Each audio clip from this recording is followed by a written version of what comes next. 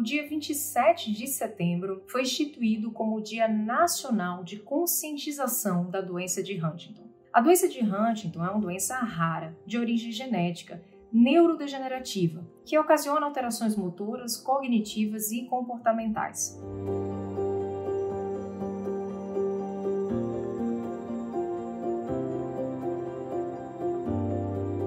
Estima-se que cerca de 1 a cada 10 mil pessoas, na maioria dos países europeus, apresentem a doença de Huntington. E no Brasil não existem estatísticas oficiais, mas estima-se que haja cerca de 13 a 19 mil indivíduos portadores do gene. A média de acometimento, de desenvolvimento dos sintomas é por volta dos 45 anos, mas existem pessoas com sintomas desde 2 até mais de 80 anos de idade.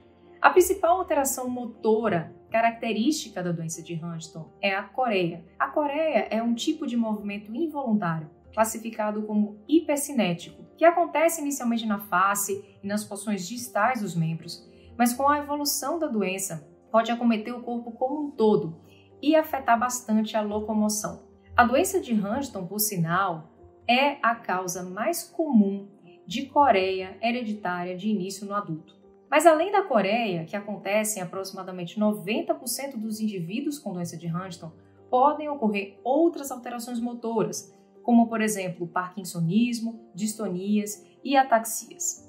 Além das alterações motoras na doença de Huntington, como eu já mencionei, existem também alterações cognitivas e comportamentais. Estas alterações cognitivas e comportamentais podem até preceder o início dos sintomas motores.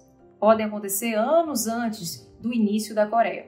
Então, essas alterações cognitivas que eu mencionei são, principalmente, alterações que nós classificamos como disfunções executivas, ou seja, alterações de planejamento, dificuldades na velocidade de processamento mental, déficits de atenção. E, no decorrer da doença, pode acontecer a demência. Dentre as alterações psiquiátricas, as mais comuns são ansiedade, irritabilidade, depressão e até psicose.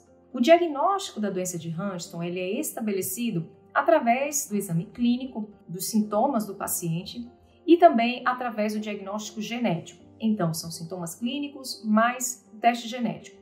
Nesse teste genético, vai ser detectada a mutação genética, que acontece no cromossomo 4, no gene da huntingtina.